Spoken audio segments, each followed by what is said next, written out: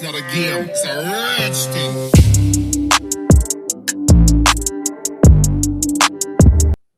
What is up, everybody? And y'all know when Dylan Griffing comes on the podcast, we about to be talking some hockey. The GOAT of hockey outside of Doc Emmerich, Dylan Griffing, joining us tonight.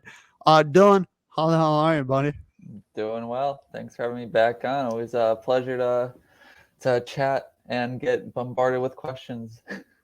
Hey, I love that you love to come on the podcast, Dylan. Love how much knowledge you always bring to everything, and especially in the world of NHL. Dylan, loved your draft rankings, by the way. I thought you did a very nice job on those. I didn't know half the players, but it looked cool. You explained it well, and I loved how EP Ringside threw up a little video of you talking about a pick during the draft. Love that. I think I commented on that a couple times, but it's all love, brother, and I'm hyped to have you back on. I think this is our fifth or sixth hockey talk now. We've done a couple of these. I am definitely more well versed in the NHL than I was on the first episode. But Dylan, man, there's a new team in the NHL this year, known as the Seattle Kraken. They had their expansion draft and first free agency this offseason. How do you think the Kraken did in their expansion draft and first free agency? And what kind of things are you looking to see from them headed into this season?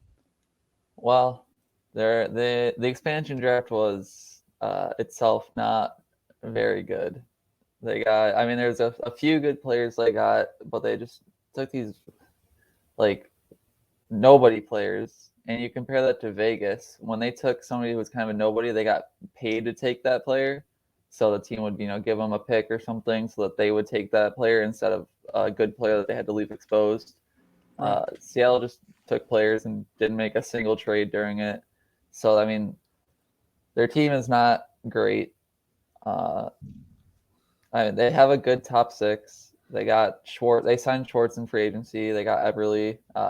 They got Jared McCann from Toronto, Kelly Yarncroke, Donskoy, and then after that, yeah, it really trails off. They took Brandon Tanev in the expansion draft as well. I really like that pick just because he's kind of like a pinnacle bottom six player. Like a player that you want to have in your bottom six. He's just super effective down there. You can just throw him on the ice. He'll do good things, get off the ice, and then you can bring out your skilled players to do the rest. Defense, Giordano, obviously old but still very good. I think he's 37 at this point. But he'll be in charge of helping the young players have that kind of mature leader, because NHL teams love that, even though having the better player is just kind of what you need. But he was the best defenseman available in the draft, so it's a good pick. Only like 2 years left on his contract, so get those 2 years and let him go. And then Vince Dunn, Jamie Alexiak, Adam Larson, all solid top four defensemen, put up good results over the past few years. Vince Dunn, I really like that pick. I think he's going to be their Shea Theodore, maybe not to the same level that Shea Theodore grew as a player, especially over such a short time. But as just a really reliable a top four, even top pairing player, somebody that they can use in the future. He's still very young, like 23, 24. And then goalies, they got Grubauer in free agency, and then Chris Dredger, I don't know how to say his last name. But that's a really solid tandem there. The Dredger contract kind of weird because he only has one season of like solid NHL numbers. But if you can just slot and be that backup and like Grubauer take most of the starts, that's a really good tandem moving forward. And obviously they got Yanni Gord.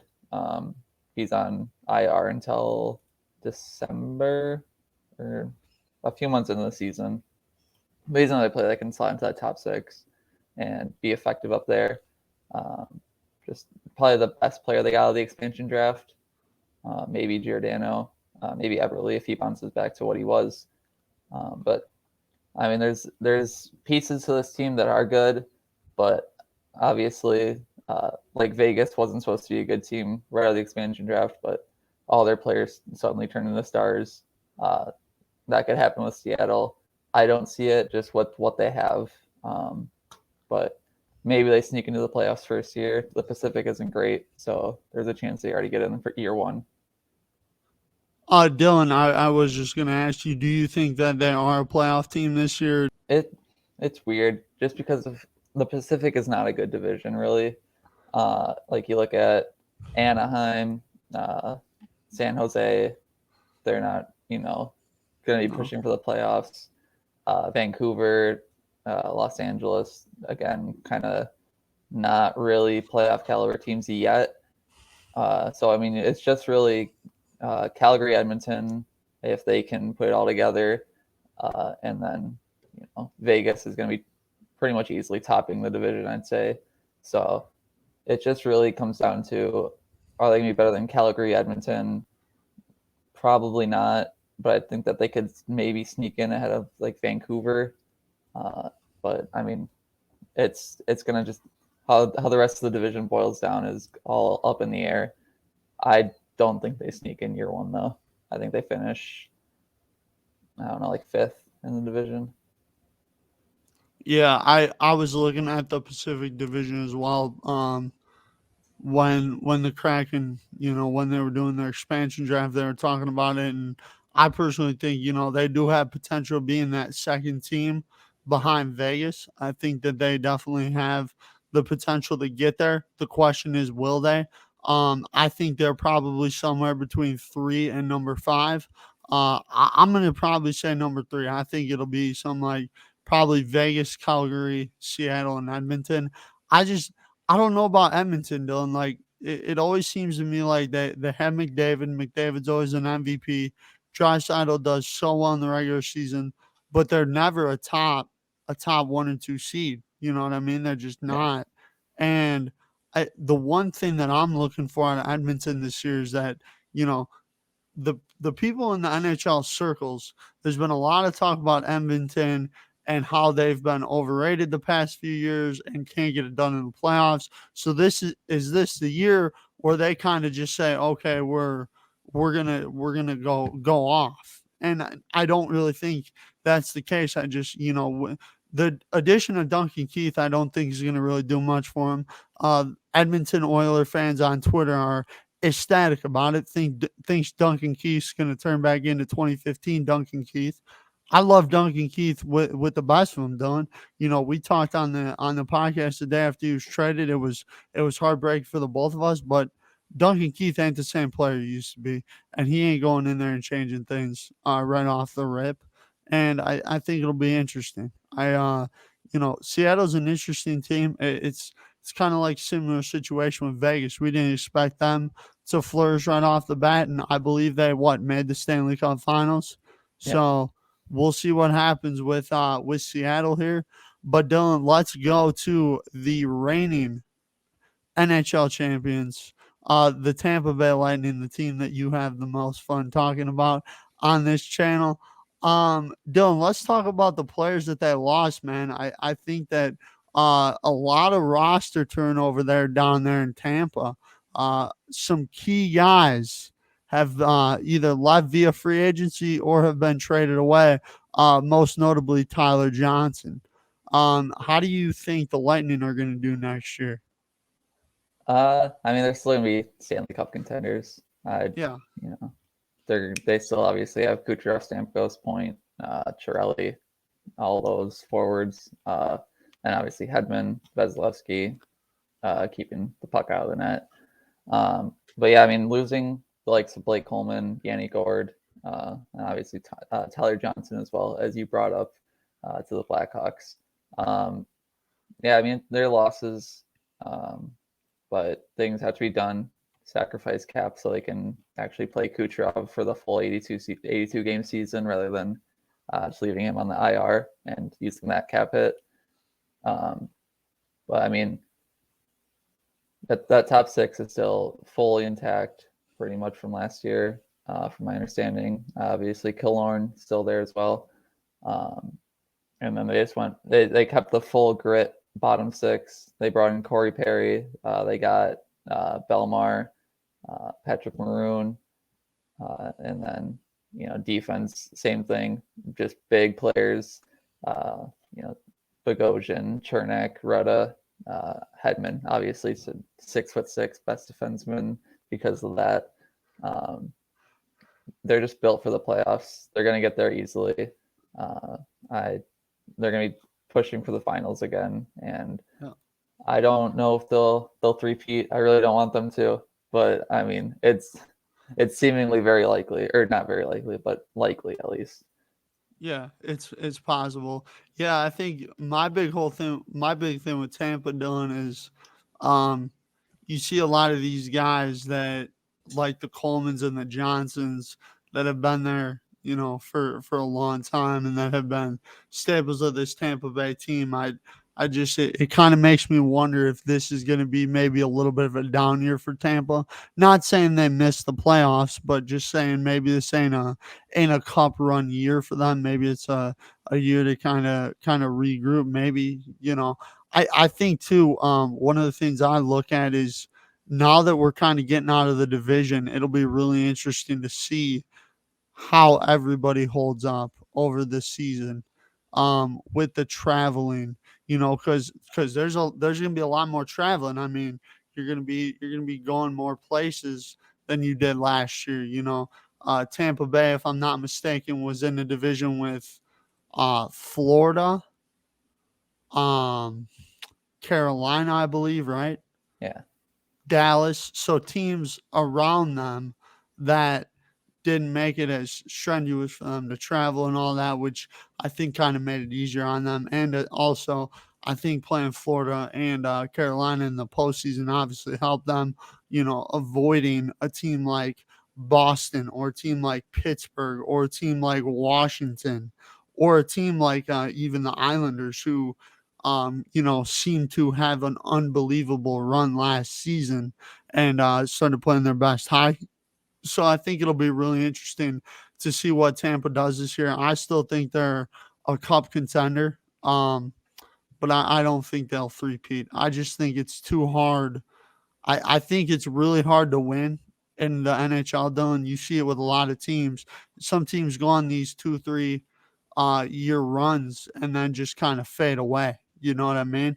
I believe it was the Pittsburgh Penguins that made 2 Stanley Cup finals back to back, and Pittsburgh, I don't believe, has gotten out of the first or second round in the past few years. So I think you see the NHL primes of teams kind of starting to kind of narrow a little bit more than it did in years past. I mean, obviously the Hawks had that great 5-year run.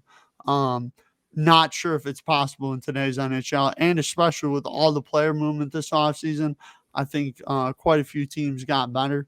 I think some got worse, but it'll be interesting to see as we go into this year. And like I said too, I think the key for Tampa is going to be their health. Can they stay healthy? Because, if Stamkos, Kucherov, Hedman, and all them boys are healthy, you'd like to think that the Lightning will probably make it back. But, we'll see what happens. But, Dylan, I want to ask you, who is the team that you believe has improved the most in NHL free agency this offseason? Who's the team that you believe has improved the most? In just free agency or like trades as well? Uh, it can be both. It can be both. Ooh, that's a toughie. Obviously, Dougie Hamilton to New Jersey. That's great for them. They weren't too active outside of that, I don't believe. No, like they got Ryan Graves as well. That was last year. Yeah, so I mean, 2 players right there that are pretty good. I mean, Graves is good, and then Dougie Hamilton's one of the best defensemen in the league. So to get him alone is obviously quite good. But that is not a lot of teams like really got way better, I would say. Colorado getting Darcy Kemper to replace Grubauer was a very solid move. You like him better than Grubauer, Dylan? Yeah, for Okay. sure.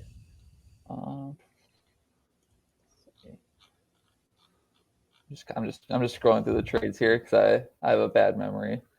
I mean, Arizona, they didn't get better, but they got worse in the best way possible by getting paid to take players, or like they got paid a second and a seventh to take Shane Gostisbehere from Philadelphia. He's not exactly very good. And they got what was it, the OEL trade? They traded Ekman Larson and Garland to Vancouver, and they took on a bunch of cap back, and then got the 2021 first from Vancouver since they just got taken away, and they got Dylan Guenther, which was a really solid pick there, and then another second and a seventh, and then I believe they got one more. Oh yeah, well, and they traded Kemper obviously, and they got a first and a third, as well as a pretty good defensive prospect.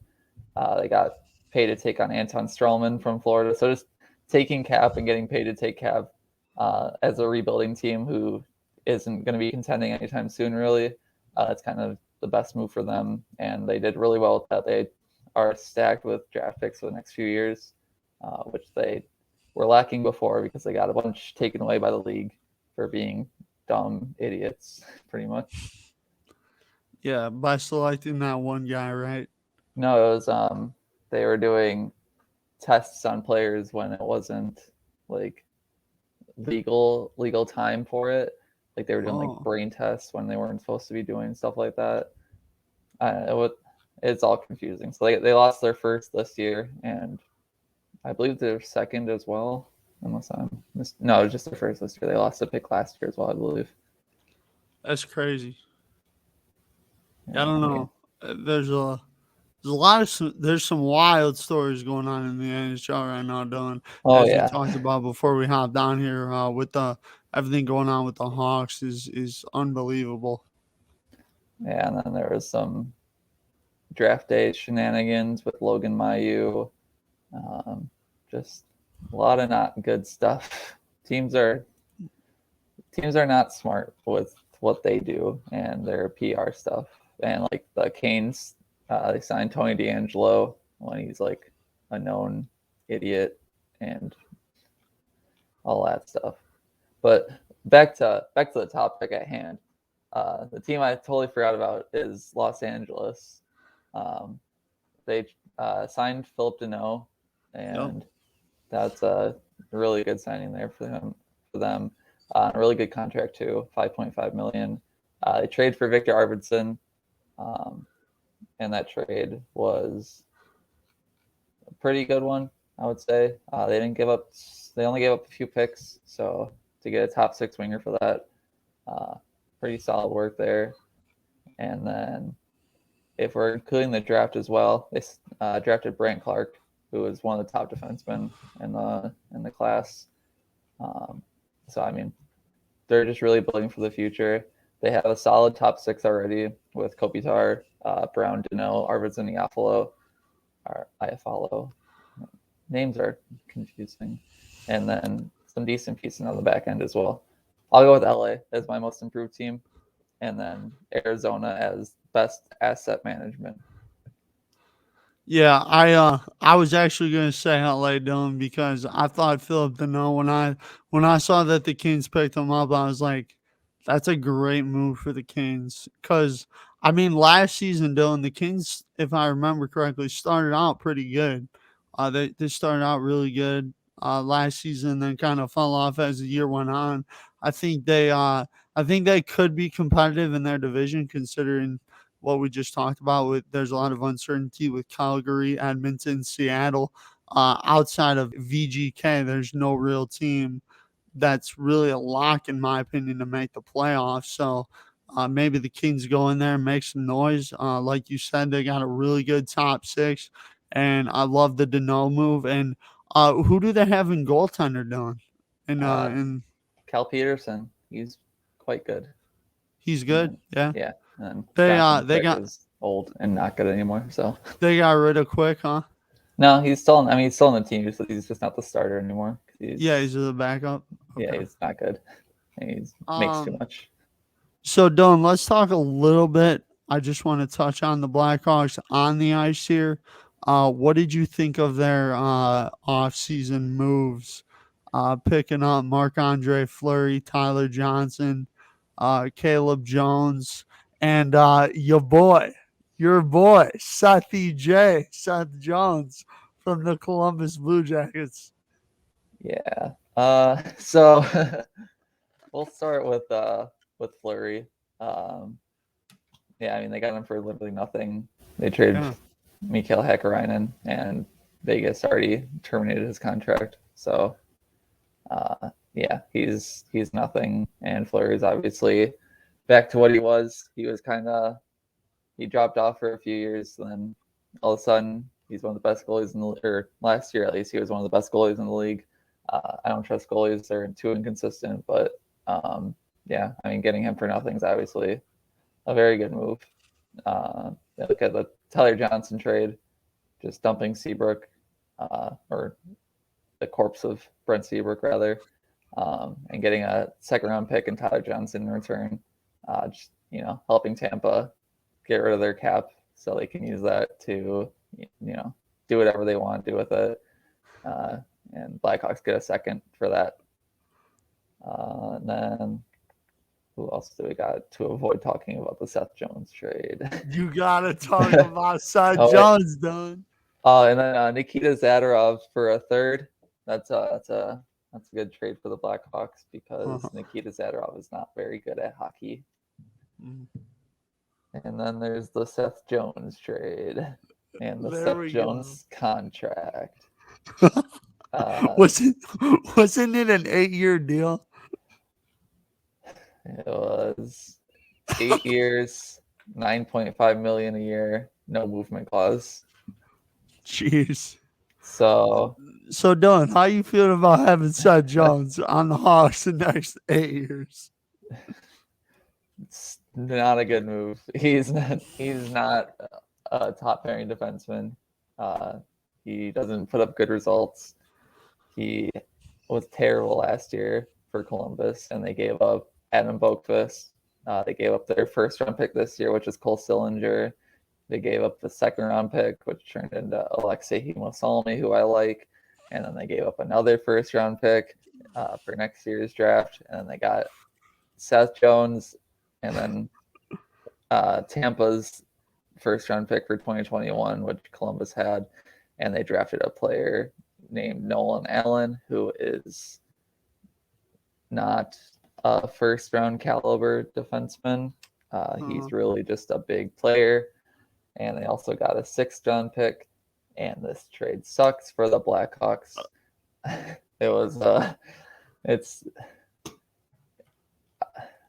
It's a case of what GM's like versus what is actually a good player.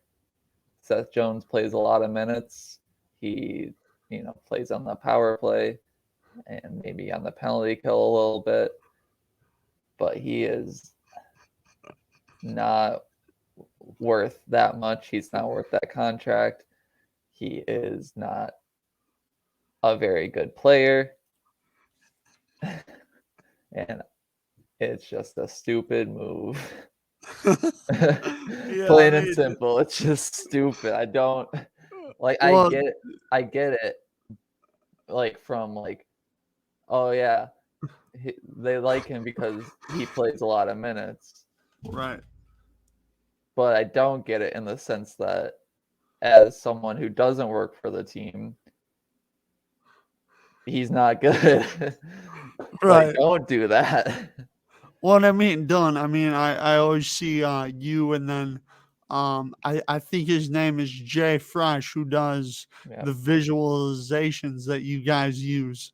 And I'm going to be honest, Dylan, half the stuff on the visualization I don't really understand, but it looks cool. Jay Fresh, he's doing something right. You guys are always breaking things down. And, when, when I saw that Seth Jones trade come across my phone, my first thought was, God, Dylan's probably pissed wherever he is right now.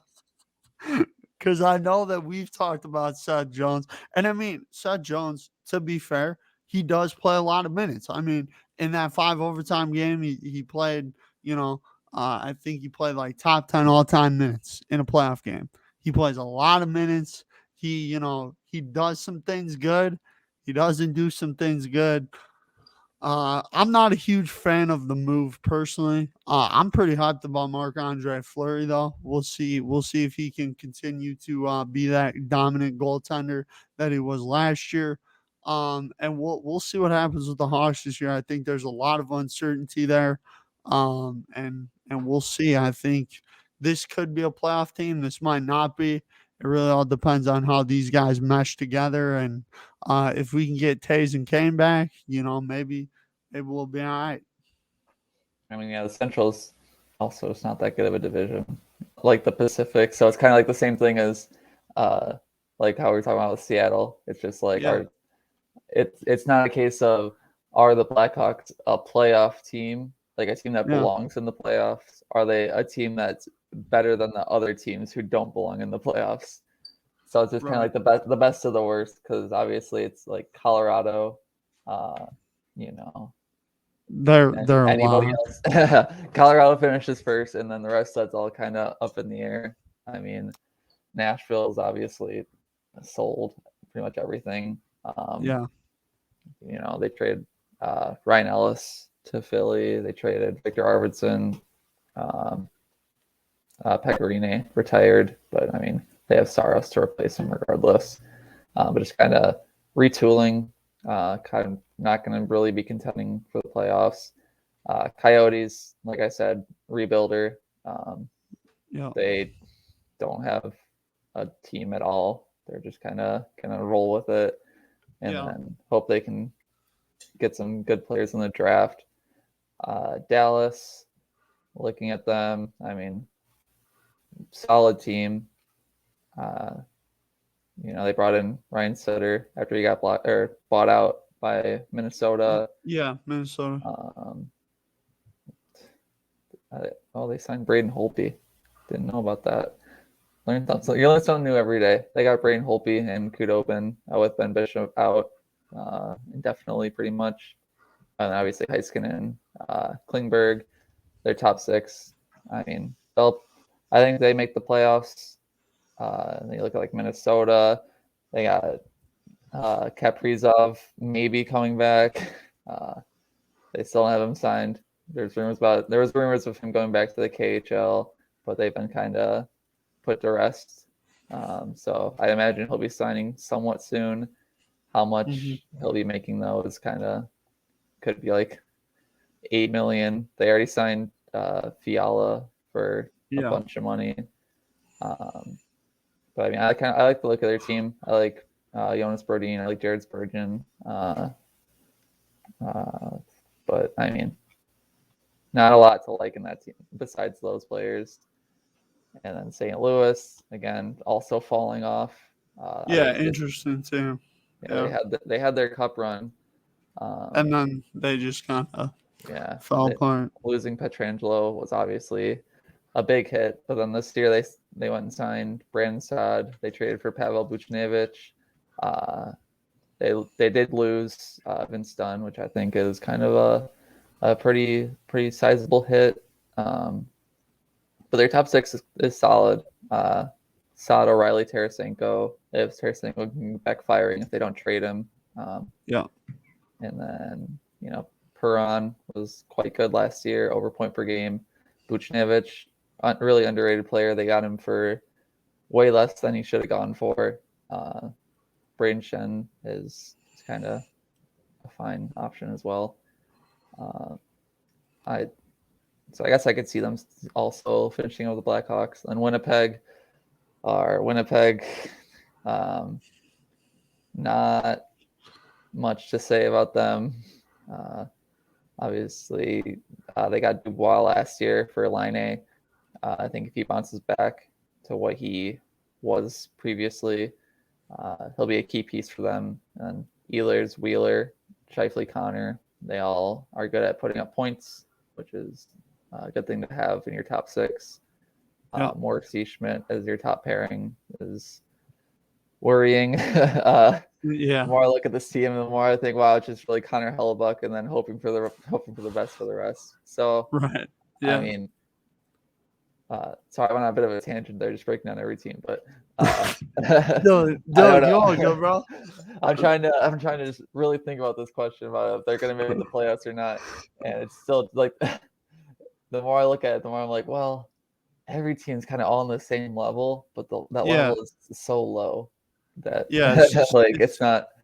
it's kind of up in the air. And Yeah. I hear you. I think like all those teams outside of Colorado could be playoff teams, might not be playoff teams. And it'll be interesting to see kind of what takes place. Now, Dylan, the NHL season, you know, man, we still got a little bit of time before that happens. So probably NHL Hockey Talk season preview with Dylan Griffin will most likely happen before the season starts. Comment down below if you guys want to see that. Comment hashtag Dylan is the GOAT if you guys want to see that. But guys, Dylan, thank you so much for coming on, man. Greatly appreciate your hockey insight, everything you bring to the table. Make sure you guys go follow Dylan on Twitter at Griffin Dylan. Make sure you guys go follow the company that he writes, does prospects rankings for, all that. Make sure you go check out EP Ringside at EP Ringside or Elite Prospects Ringside. It's one of those two or both. I don't know. I think I have both accounts followed. But huge shout out to them. Dylan's always putting out great content. Make sure to give a follow. Make sure to turn on them tweet notifications too, so you guys know when he tweets stuff about hockey, because this man knows it all. Dylan, thank you so much for coming on, man. You guys have a wonderful night. And like I always said, keep making every moment matter. Thanks, guys.